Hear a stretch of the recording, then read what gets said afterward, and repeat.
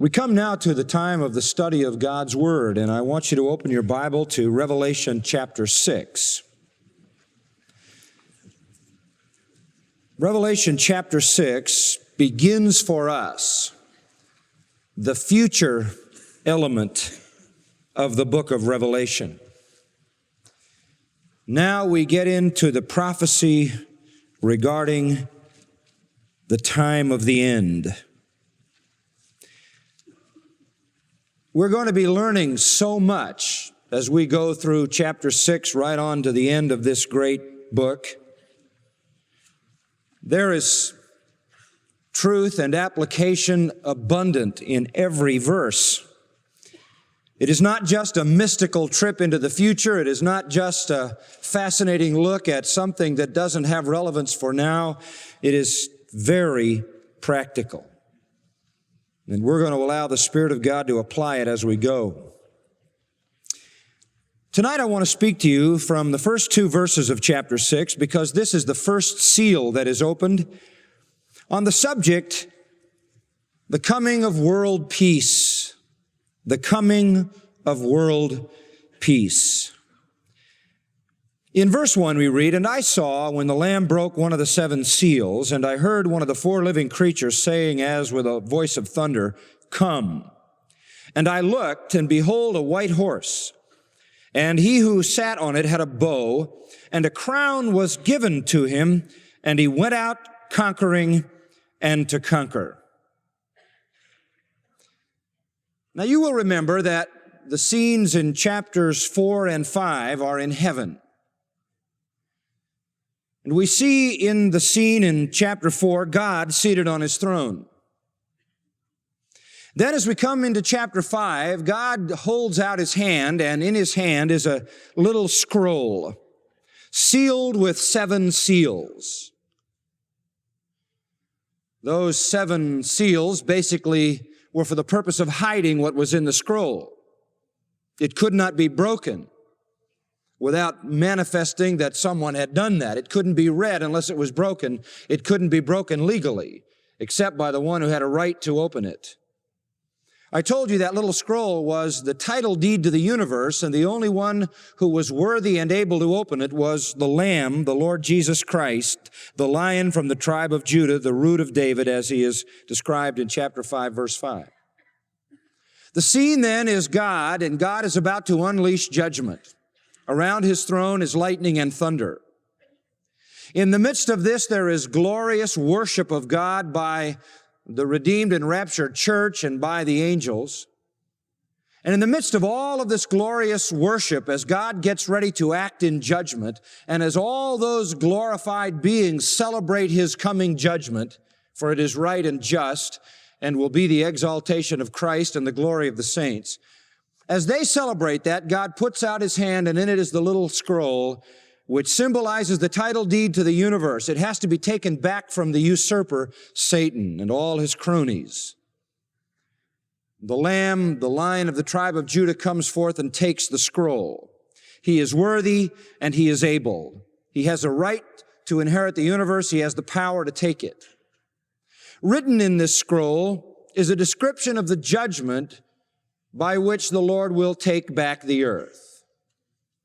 It is sealed 7 times, as often ancient documents were, to keep it hidden until the rightful heir opens it. At the opening of each seal, we will see drama portrayed. The drama of the coming judgment as the wrath of God unfolds and he takes back his universe. Now, the first seal is opened, as we read in chapter 6. And when that seal is open, a drama plays out. One of the 4 living creatures, you will remember them from chapters 4 and 5, says as with a voice of thunder, "Come." And I looked, and behold, a white horse, and he who sat on it had a bow, and a crown was given him, and he went out conquering and to conquer. Here is the first seal. This then is the description of the first event, the first feature of the end when the Lord takes back his world. For many years, many Christians have been taught that Things in the world are heading inexorably toward final war. We have all been told that we are headed for Armageddon, that we perhaps are headed for a nuclear holocaust. Maybe that's what Peter had in mind when he says the elements will melt with fervent heat. That everything in our society and in our world is going to deteriorate and deteriorate and deteriorate until the Holocaust breaks loose. The world, we've been told, is going to fall into deeper and deeper chaos, confusion, disaster, and death. We have all heard the gloom and doom message, the message of escalating war, crime, financial collapse, etc. We know, and even the Scripture says it, there will be wars and earthquakes and famines and plagues. We look at the world around us and we see people concerned about the character of society, concerned about finance, concerned about food and the food supply, concerned about fuel and the fuel supply, concerned about pollution and environment. We all have been told that we face in these areas, the areas of our social order and our money and our food and our fuel and our environment, we face doomsday. We face insurmountable dilemmas that'll drive the globe into an ultimately living hell. We're on the slide to destruction. But is that really the scene? Yes, ultimately, but no, temporarily. Actually, before the worst comes, and it will come, there are going to be good times. I believe we are headed for worldwide peace, worldwide prosperity, safety, security. Before things get bad, they're going to get better. In fact, many world leaders are convinced of this. Many world leaders, and you can read them if you just listen to what's going on the television and read the news magazines and even the newspapers. Many world leaders are convinced that the problems in our world, problems of food and fuel and society and environment, these problems are so serious and they are so compelling that they are driving the attention of nations away from the military field, and that all of the ingenuity that has been poured into space travel, all of the ingenuity that has been poured into weapon development is going to be moving towards society and economics and environment and food and fuel. And the wonderful genius of man is going to pull us out of this dive.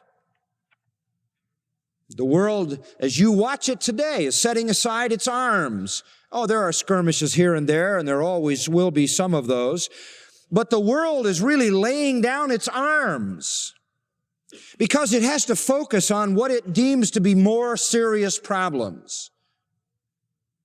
Money, social order, food, fuel, environment. People are frightened that our future is threatened. They're very concerned about the quality of life. They're not so concerned about national borders. Oh, as I say, there are some places where that is still an issue. There are some bitternesses that run very deep, and we see places like that. But for the most part, the great powers of the world are moving away from separation to unification. We're seeing the unification of Europe, something we perhaps thought we would never see. We all assumed the Soviet Union would stay intact until the very end and be the king of the north that came down and destroyed and overpowered Israel. We have watched Western and Eastern Europe come together in unification. We are watching even now the pulling down of trade barriers. They're talking about common currency. They're talking about eliminating all of the trade barriers to facilitate a common economy so that the rich can help the poor become richer.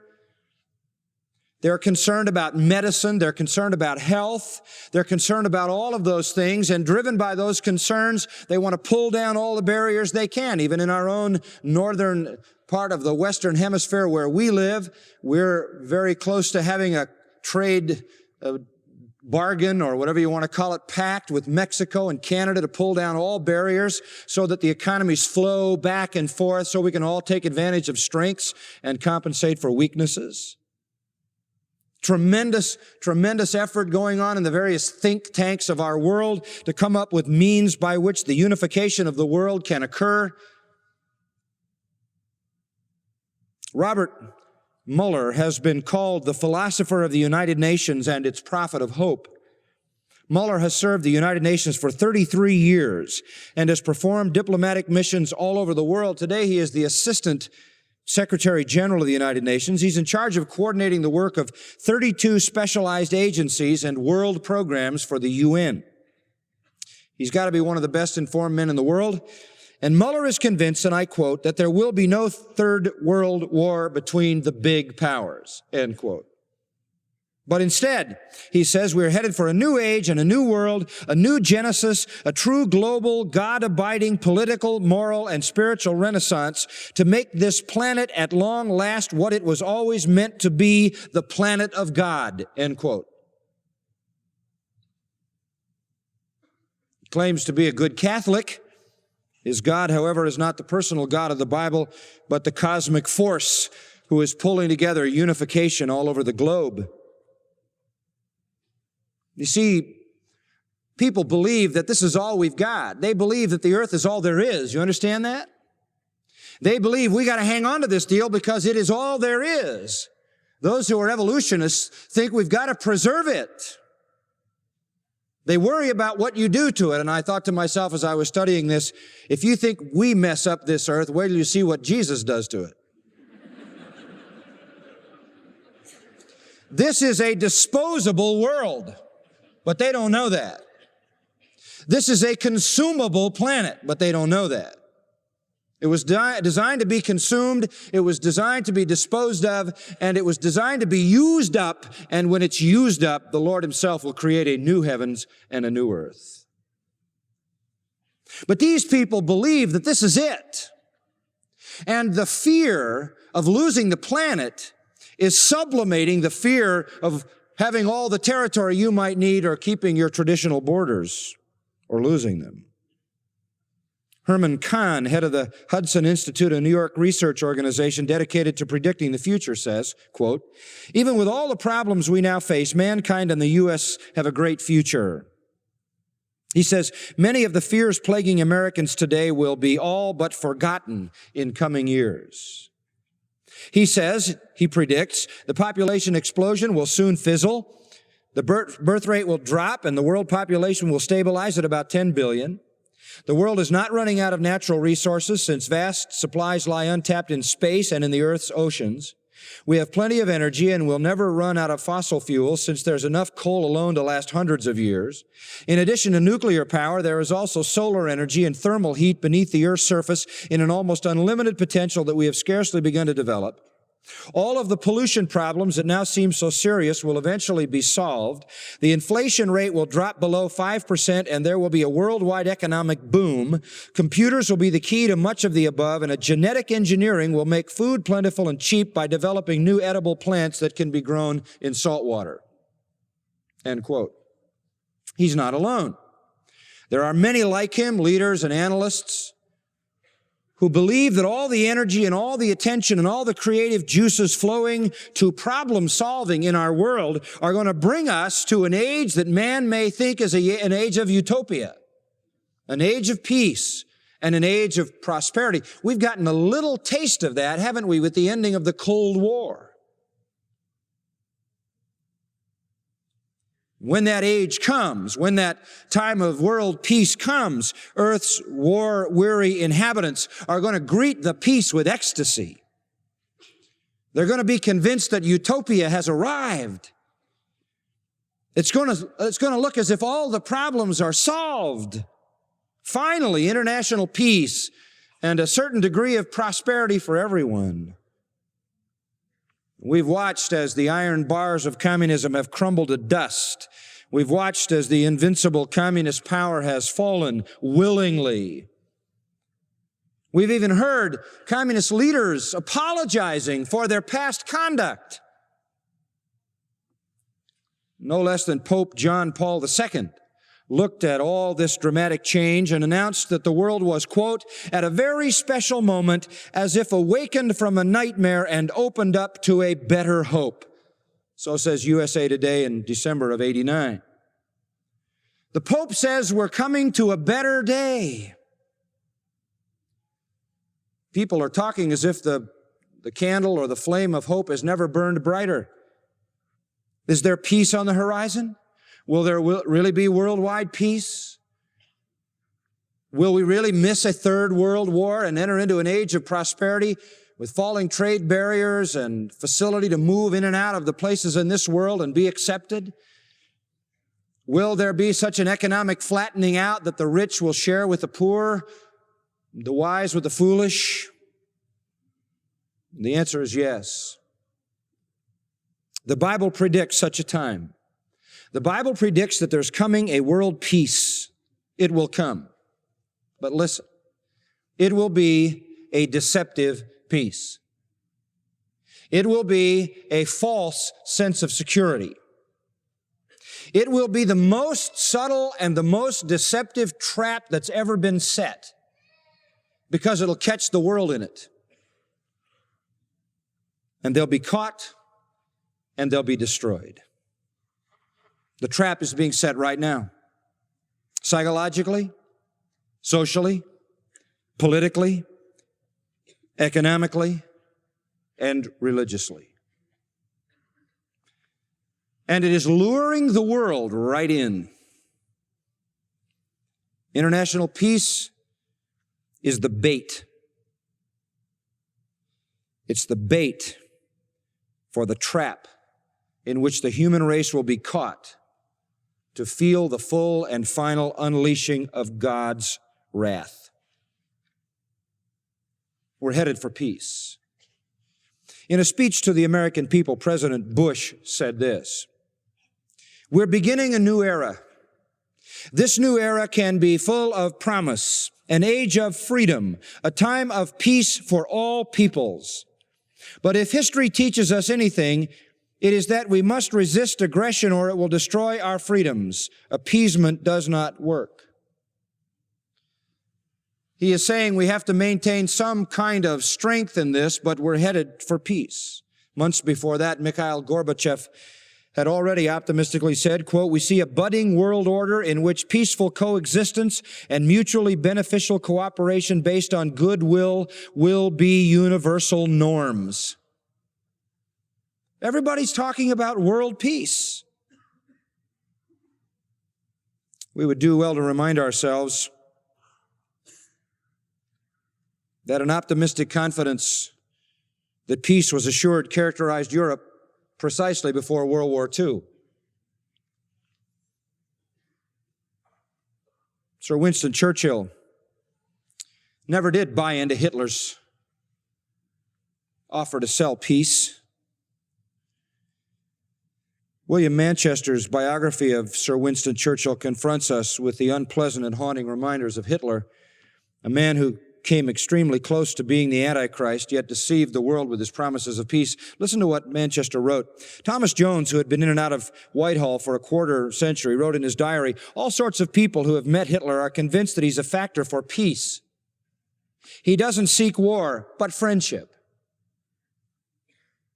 Meeting the press after he had been closeted with Hitler for an hour, Lloyd George said he regarded him as the greatest living German. A year later, he wrote, "I only wish we had a man of his supreme quality at the head of affairs in our country today." He's talking about Hitler. Nazi goals were even applauded by Anglican clergymen, a group of whom expressed, quote, "boundless admiration for the moral and ethical side of the Nazi program. Its clear stand for religion and Christianity and its ethical principles," end quote. Sir John Simon, His Majesty's Foreign Secretary from 1931 to 35, saw in Hitler not arrogance, but a man rather retiring and bashful and unconcerned with affairs in Western Europe. Later, he described Hitler to King George, quote, as an Austrian Joan of Arc with a mustache. Arnold Toynbee, equally spellbound by the Reich Chancellor, declared that he was convinced of Hitler's sincerity in desiring peace in Europe and close friendship with England. Talk about getting sucked in. Churchill was never deceived by Hitler, but he stood almost alone. The deception was practically universal. Almost everybody misread Hitler, and they walked right into his false peace and were slaughtered. It's going to happen again, only it won't be Hitler, it'll be Antichrist. And everybody will think he wants peace, and he'll be the next Joan of Arc with or without mustache. I really think that the political openness of Eastern Europe, the political openness of the world, is more surely a move toward the false peace of Antichrist than the true peace of Jesus Christ. Religion will also be a factor. Religious ecumenism will also be a factor in this global unity. Everybody coming together for the purposes of science and medicine and economics and food and all of those things we talked about. But I think also religion's got to get involved in this because religion can keep people apart. So there's got to be somehow a barrier coming down between religions. Religious ecumenism is a very key player in this global unity. Religion has divided people. There has been deep running animosity between Catholics and Protestants and Hindus and Muslims and on and on. And if this is going to happen, a global tolerance and a worldwide peace, religions are going to have to openly accept each other. They're going to have to ignore doctrine, and they're going to have to ignore traditional differences, and they're going to have to form sort of one religious force, particularly if it's all going to be sort of controlled by Antichrist. Well, it's happening. There's so many illustrations that we could be here for hours just giving you practical illustrations of the move toward a one world religion, toward tolerance for everything. And by the way, at the same time, I have to say parenthetically, intolerance for true Christianity. Intolerance for true Christianity will escalate in this process. Hostility toward us will escalate. But I believe, as I've noted for you, that the church is raptured before the false peace comes, so we'll be out of the way and they'll think that the biggest barrier has been removed. Let me give you some illustrations. Mother Teresa, whom you know I have met and spoken with, and those who work with her never attempted to convert dying Hindus to Christ. I've been in her home for the dying over in Calcutta and gone through it. She showed us through it. Spent some time with her in the sisters' quarters there, as well as in that very place. She never tries to convert dying Hindus to Christ. She says, quote, "If in coming face to face with God, we accept Him in our lives, then we become a better Hindu, a better Muslim, a better Catholic, a better whatever we are. What God is in your mind, you must accept." End quote. She really doesn't care whether you're a Hindu, a Muslim, a Catholic, or what you are, as long as you come face to face with God, whatever that is. One of the most widely read Catholic writers of our time is a man by the name of Thomas Merton. If you have hung around any Catholics who are sort of into the mystical end of Catholicism, they've talked about him. He's a very, very influential writer, and he has a warmth and a passion about him that makes him very believable. A month before his death, Merton told an ecumenical gathering of representatives from numerous religions in Calcutta, quote, "My dear brothers, we are already one. But we imagine that we are not. And what we have to discover is our original unity."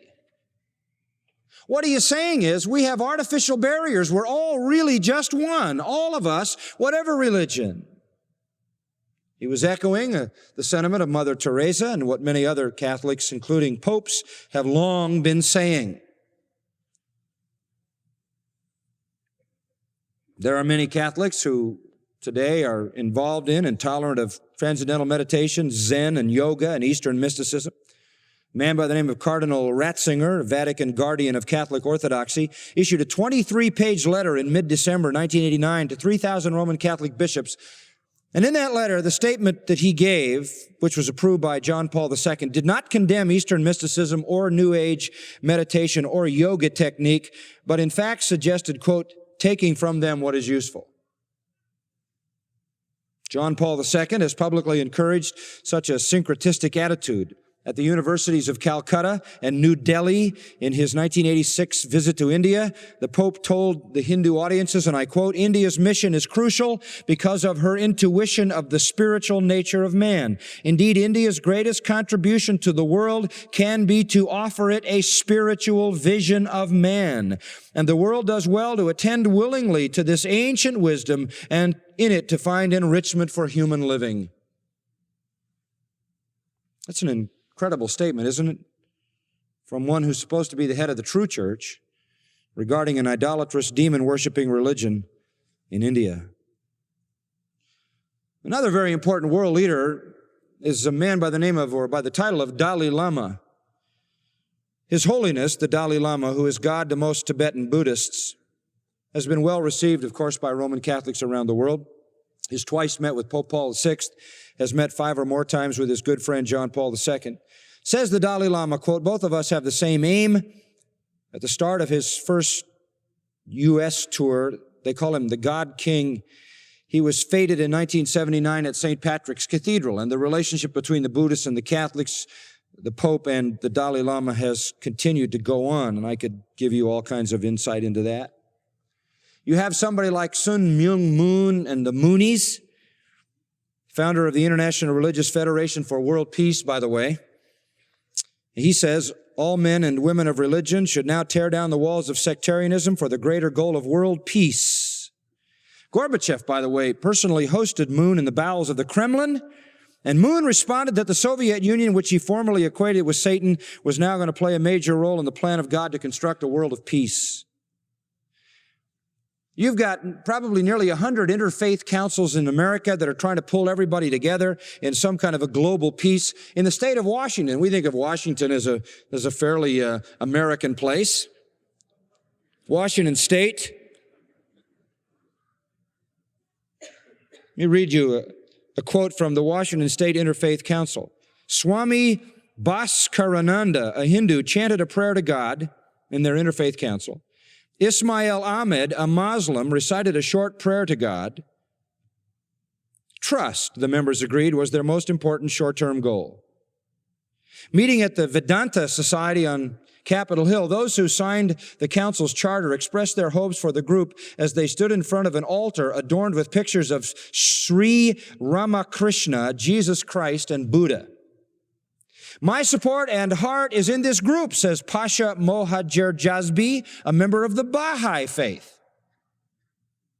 Bhaskarananda told the group that Hindus believe in the harmony of all faith. And the Pope has declared, and I quote, "Christians must work with all other religions to secure peace." Now, these are just samples of what's happening in religion as it moves toward a global ecumenicity. The New Age movement fits into this, mysticism. President Bush, you remember, after the Helsinki meeting in September of 1990, expressed the hope that the plan worked out in Helsinki was to bring the new world order. And President Bush said, this is Time magazine, September of 90, "If the nations of the world acting together continue as they have been, we will set in place the cornerstone of an international order more peaceful than any that we have known." I don't think our president understands what's coming. All of this drive for peace has nothing to do with the Prince of Peace. But it has to do with a false delusion, a trap. The prophet said, "For the wicked there is no" what? Peace. No peace.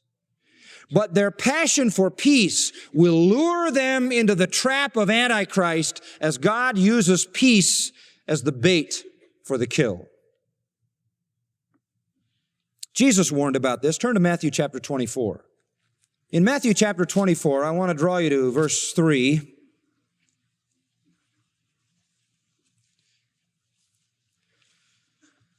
Jesus was sitting on the Mount of Olives, and the disciples came to him privately and said, "Tell us, when will these things be, and what will be the sign of your coming and the end of the age? When will come the final end? When will come judgment on the world system of evil and darkness? When will come the beginning of a new and eternal age of light and righteousness? When is the end?" They ask with eager and hopeful anticipation. And Jesus answers them quite interestingly. And Jesus answered and said to them, verse 4, "See to it that no one misleads you. For many will come in my name saying, 'I am the Christ,' and will mislead many." Stop right there. When is it going to happen? When is the end? When is the final judgment? Well, Jesus says it starts with a deception. It starts with someone who comes to mislead, who says, "I am the Christ and I bring peace. I am your deliverer. I am your Savior. I am your Messiah." A very deceptive, very misleading proclamation. And it won't just be one. Please notice verse 5. Many will come. Many will be saying this. There will be many saying, "We're come to bring world peace. We're come to bring the new order." I can just see the world leaders all lining up and chiming in, all saying that they represent the deliverance. They represent the global peace. They represent the new day, the new dawn.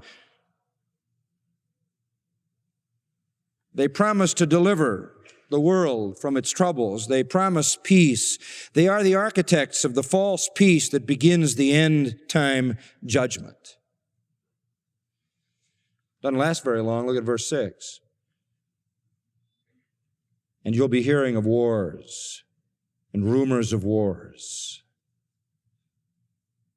In verse 7, "Nation will rise against nation, kingdom against kingdom. And the result, famines, earthquakes will follow." And then in verse 9, "There will be tribulation and persecution, and you will be hated by all nations on account of me." Now, what you have here, and we don't go into all the detail, is Jesus saying, when is it going to happen? First, there's going to be a deception. That deception will be followed during the time that we call the tribulation with wars, with famine, with natural disasters, with persecution. And even with all of that going on, now follow this. Verse 11, "Many false prophets will continue to arise and mislead many." They'll still come along, and what will they say? Just like the prophets of old, they will come along and they will say, "Peace, peace," when there is no peace. This will always be their message. Peace is just around the corner. Even far into the final judgment, you come down to verse 21, and you're now in the second half of the 7-year period, in what's called the Great Tribulation. The first half is called, in verse 8, the beginning of birth pangs. The second half is called the Great Tribulation. And even in that time, verse 23, people are going to say, "Here is Christ. There he is." And verse 24, false Christ, false prophets are going to arise and show signs and wonders so as to mislead, if possible, even the elect. And then he says in verse 25, "I've told you in advance." If they say to you, "Here he is in the wilderness," don't go. "Here he is in the inner rooms," don't believe it. Listen, from the time of the beginning of the tribulation period, the time of the end after the rapture of the church on, it's going to start with a false peace. The false peace will crumble into war rapidly as God wreaks havoc in judgment. But even in the midst of that, the false prophets will still be crying peace. Peace.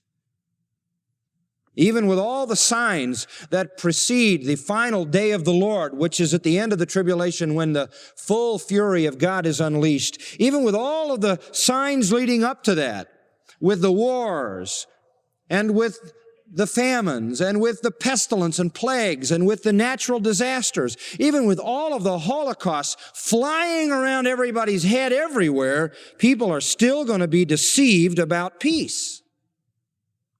It's such a desperate cry. And I'll tell you this, once they get a taste of it at the beginning, and then it crumbles, They're going to be desperate to get it back.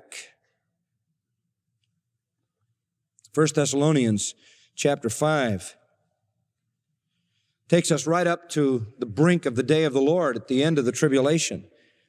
And it says in chapter 5, verse 3, while they are saying peace and safety, then destruction will come. And it'll come suddenly like birth pangs upon a woman with child, and they won't escape. They'll be all saying peace and safety, and the destruction will come the day of the Lord. Matthew chapter 24 takes you from the beginning of the time we call the tribulation right on through to the return of Christ. The first phase of it, just so you understand, is this deceptive peace by deceptive would-be saviors and peace bringers, deceptive Christs, that crumbles into war. But even as the whole period escalates from war to famine to natural disasters and pestilences, even through the abomination of desolations, the desecration of the temple, even through the persecutions that come right on down to the brink of the day of the Lord when the sign of the Son of Man appears in heaven and Jesus is ready to come back and the sky goes black. Right up until that moment, the people who thought they orchestrated the first peace will be crying, peace is coming back, and there will be people who believe it. Back in Jeremiah's prophecy, he prophesied about a historical day of the Lord. The historical day of the Lord was a day in which God was going to judge Judah in the past.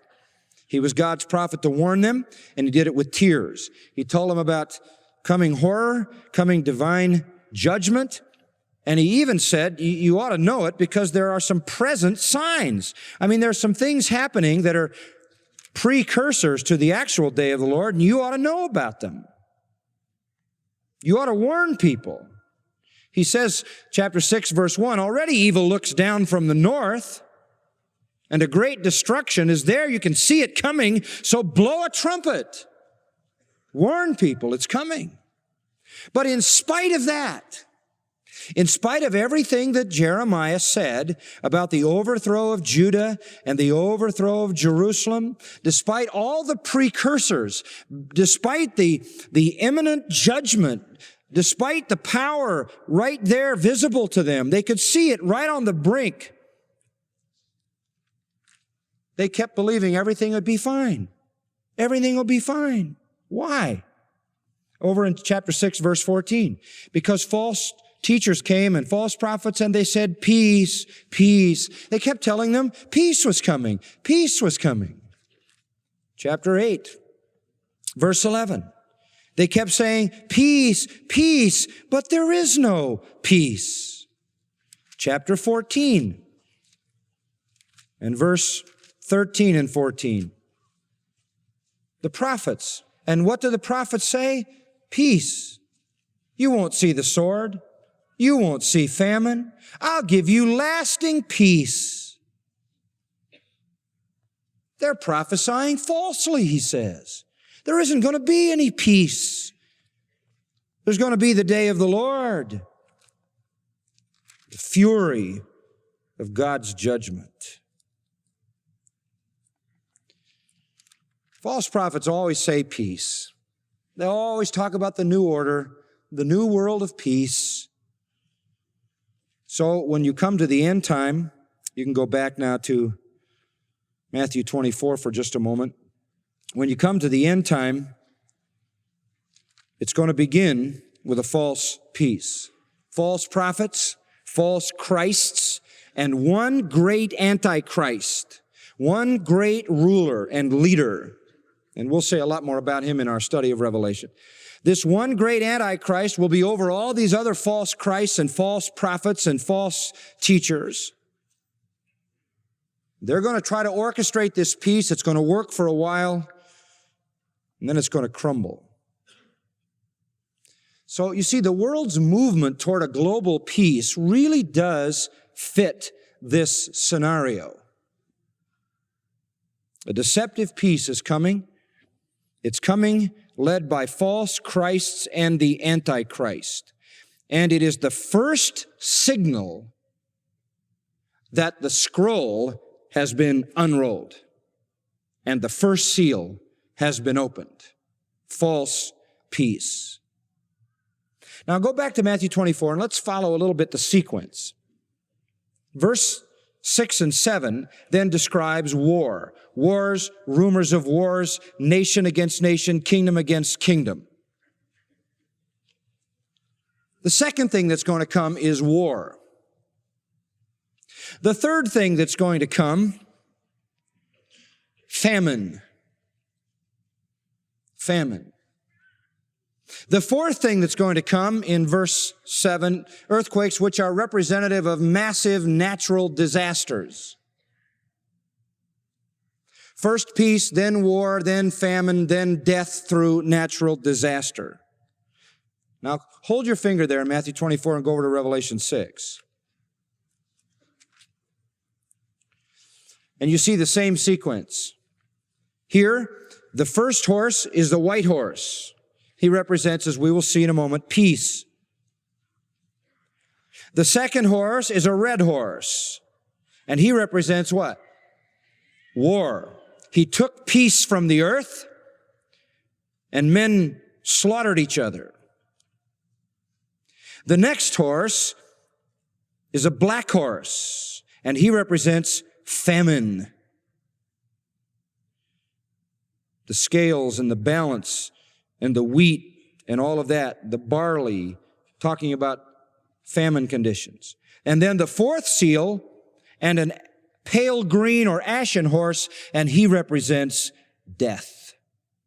Natural disasters, plagues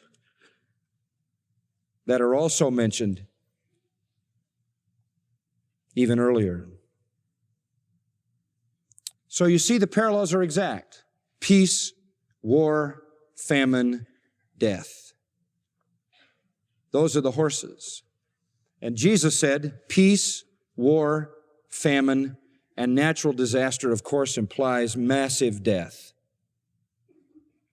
And Jesus said these things in verse 8 are merely the beginning of birth pangs. Just the beginning.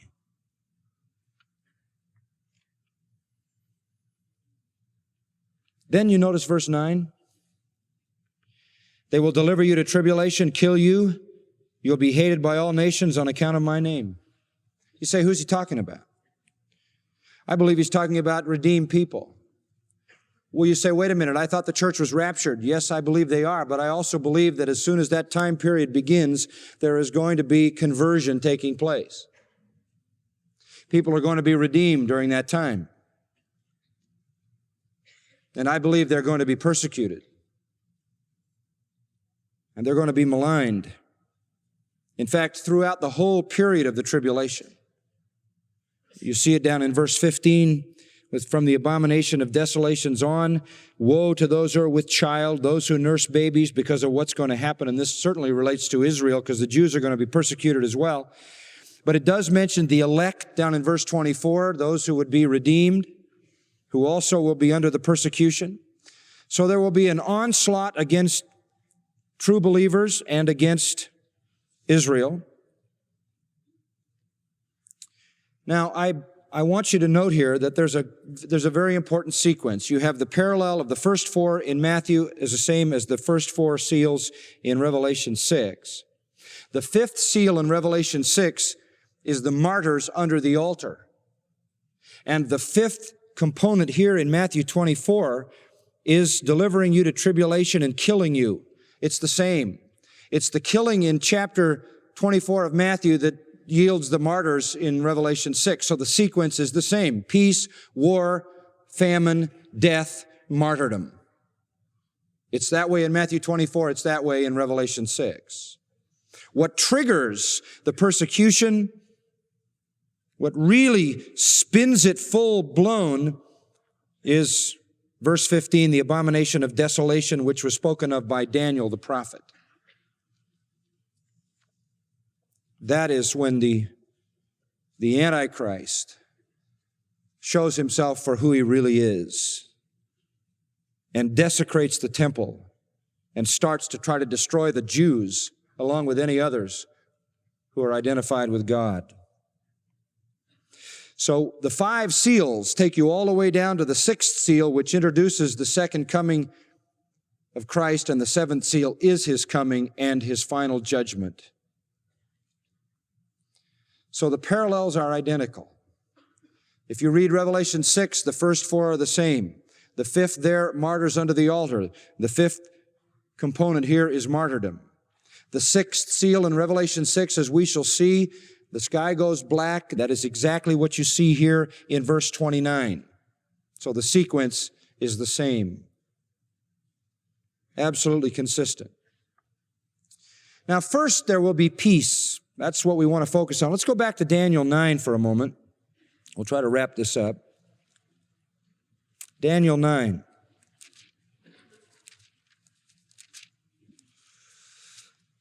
In verse 24 to 27, you have a very important text. And it says in Daniel 9:26, after the 62 weeks, and these are weeks of years. You remember our study of Daniel. You remember we've related back to Daniel in our study of 1 Thessalonians also. 62 weeks are gone. The Messiah will be cut off. 62 weeks of 7 years. God had prophesied back in verse 24, 70 weeks decreed on Israel.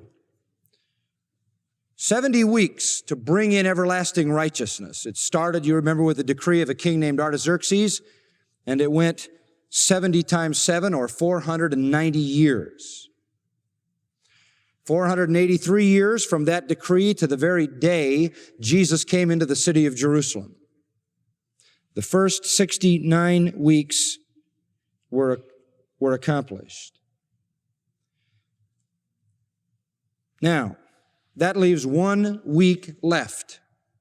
1 period of 7 years. There were the 7 weeks, and then the 62 weeks, as he notes in verse 25. And after the 7 and the 62 are complete, the Messiah is cut off. He is killed. The city is destroyed. The sanctuary is destroyed. You remember that happened a little later in 70 A.D. And there's still a week that hasn't happened. Verse 27 picks it up. He will make a firm covenant with the many for 1 week. Who's he? He's the prince who is to come of verse 26. The prince who is to come. He's the Antichrist. He's also called in Daniel the little horn, chapter 7, verse 8. He's called the king of fierce countenance, chapter 8, verse 23. He's called the willful king, or the king who does whatever he wants, chapter 11, verse 36. The Antichrist comes. Now watch this. And he makes a firm covenant with the many for 1 week. But in the middle of the week, he puts a stop to the sacrifice and the grain offering and commits the abomination of desolations, as it's called. What is this? The Antichrist, remember now, he's the leading orchestrator of peace. He is a false Christ. We went over him in detail. Remember in 2 Thessalonians, we followed his career all through there in chapter 2. The Antichrist comes. He leads all the other false Christs and false messiahs to bring this world peace. He makes a covenant with Israel. Yes, certainly Israel is a key player, and the many certainly focuses on Israel since they are the nation in view here. But it extends beyond Israel. It is a covenant that involves the protection of Israel from all of those who might harm them. So it is a kind of major peace pact. Who knows how many nations may be involved in it? He makes a peace pact. That's how the period of tribulation is going to begin. Peace. Global peace. And the Antichrist specifically makes a peace treaty with Israel. A covenant to be their protector, their peacemaker, their deliverer, their Messiah, their Savior. But in the middle of the week, in the middle of the 7 years. That's why we know it's a 7-year period. It's called a week of years. In the middle of the week, he will put a stop to sacrifice and grain offering. You know what's going to happen? That peace treaty with Israel is going to be so comprehensive and so complete that they're going to be back in their sacrificial system. They're going to be back making sacrifices. They're going to be back offering grain offerings. They're going to have their temple. And in the middle of it, he's going to come in and desolate the place. He's going to make it desolate. And he's going to try to destroy Israel and conquer the world. I think by the middle of the week, war will already have broken out. I don't know that the peace is going to last the whole 3.5 years. The wars and the rumors of wars may have already begun. But for sure, it'll all break loose then. As Antichrist desecrates the Holy of Holies, sets himself up as God, and we'll see more about that in the future of Revelation, to be worshiped by the whole world, and that leads the world into massive warfare that ultimately ends up in Armageddon. But it all starts with peace. Peace is coming for the world, for Israel, prosperity, safety. It's a trap, followed by war, famine, natural disaster, fierce persecution, the blackening of the sky, the appearing of Christ, devastating judgment, and then his kingdom. This is the future. The labor pains are going to come, starting with peace.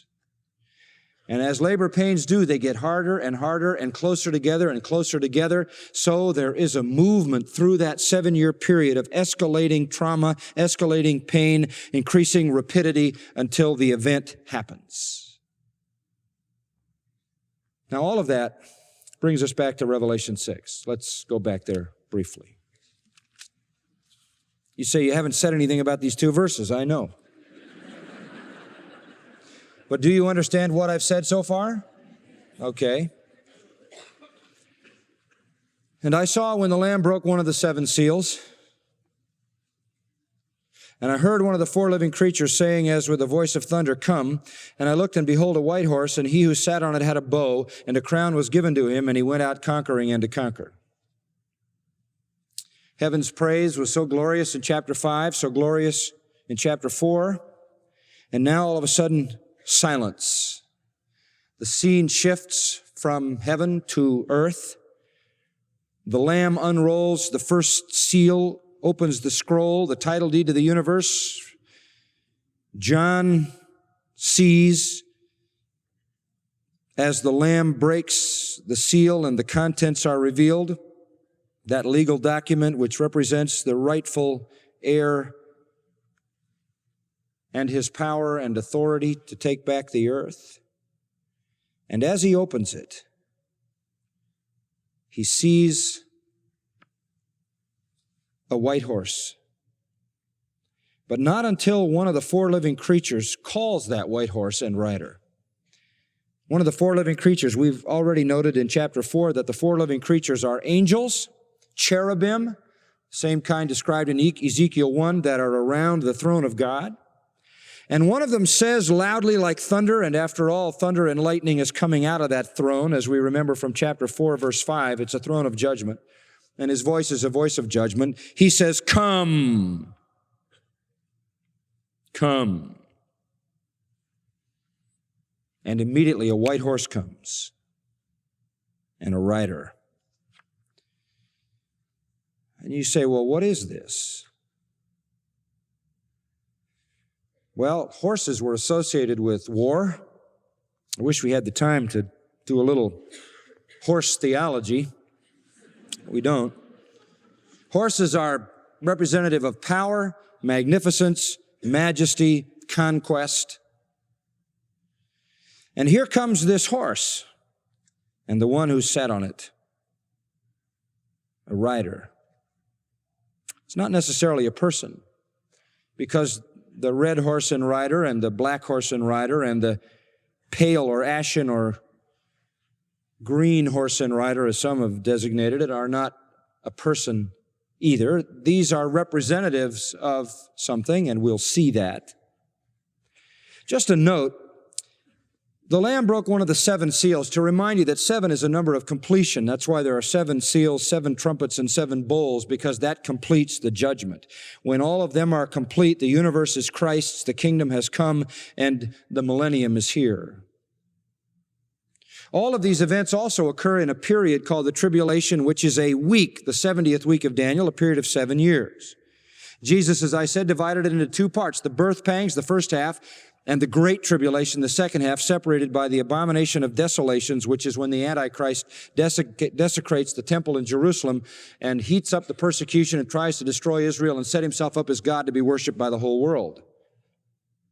As we saw in the first half, generally you have the 4 seals, which is peace, war, famine, and disaster bringing death. The 5th seal, the abomination, triggers the persecution, and then the 6th and 7th seal bring the end. Half of this period is designated as 42 months in Revelation 11:2 and Revelation 13:5, and even designated as 1,260 days in Revelation 11:3 and 12:6. So the time period is pretty set. It has to be 7 years because we're even given months and days to note what half of it is. We multiply it by 2 and it's 7 years. Our Lord returns, Scripture says, Matthew 24:29, immediately after the tribulation of those days. So at the end of the 7 years, Christ comes back. Now, having given you the context, we're at the beginning. The seal is opened. The voice of the cherub says, "Come," and he comes. Who is this? Some say it's Christ. No, can't be Christ. Why? Because Christ is opening the seal. Can't be Christ. This rider has a Stephanos. That's a crown that you win as a prize. Christ wears a diadema for a crown. That's a kingly crown over in chapter 19 when we see him. It can't be Christ because Christ doesn't come at the beginning. He comes at the end. It can't be Christ. He doesn't carry a bow. He carries a sword. Some say it's Antichrist. Well, he's certainly there. I mean, it certainly encompasses Antichrist, but the horses don't represent individuals. They represent a force. War is a force. Famine is a force, and so is death. Certainly Antichrist is the main man in the peace, but the horse and rider represents the peace. He's not alone. There are many Antichrists, many false Christs, many impostors. And this horse and rider represents the false peace headed up by Antichrist. You say, how do you know it represents the false peace? Well, the fact is he has a bow. That's a symbol of a warrior. But if you have a bow, you also need something else. What? An arrow. He doesn't have any. The absence of arrows speaks of a bloodless victory. Worldwide peace brought by this covenant maker and his cohorts in a bloodless way. And then an interesting phrase, a crown was given to him. He is sort of democratically crowned here. Doesn't seem that he took it. It was just given to him. Like he's been honored by the world and elevated and given prominence. This peace has been made king by the world. Everything is subservient to peace, and since the architect of peace is primarily the Antichrist, everything is subservient to him. He is rewarded with the crown, which is a reward, Stephanos, rather than a diadema, which is a king's crown that belongs only to one who is in the rightful line of the king. Peace is king, and peace is crowned king by the world. He went out conquering and to conquer. He's rung up a long series of triumphs in bringing world peace. This is the deception that Jesus talked about when he said many would be misled. This is the golden age. This is the utopia that Antichrist helps to establish with his covenant with Israel that Daniel spoke about. Peace.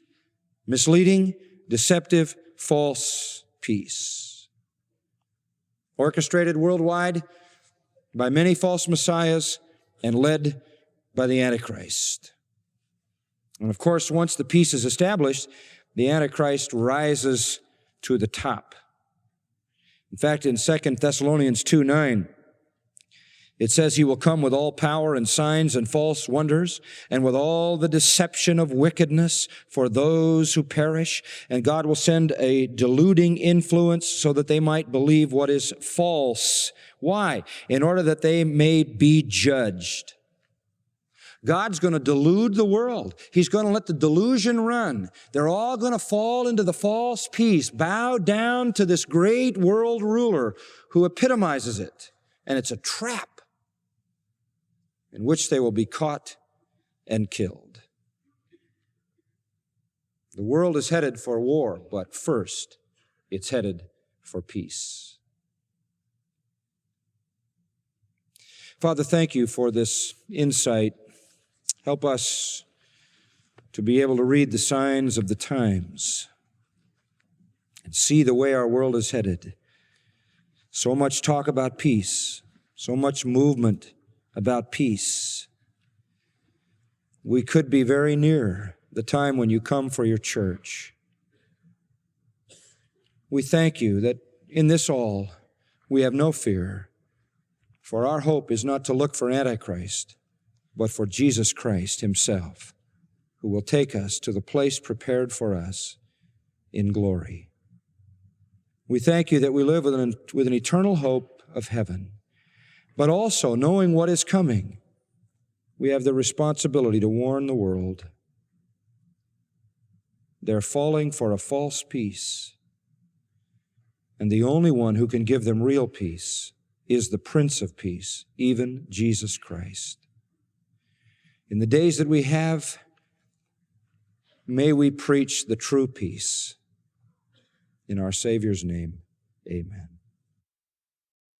You've been listening to John MacArthur, Bible teacher with Grace to You. For free access to all of John's lessons and a listing of study Bibles and books available for sale, visit Grace to You's website at gty.org. John MacArthur and Grace to You reserve all copyright protection under applicable law. Our copyright policy is available at gty.org, and it includes instructions for and limitations on duplicating this digital file.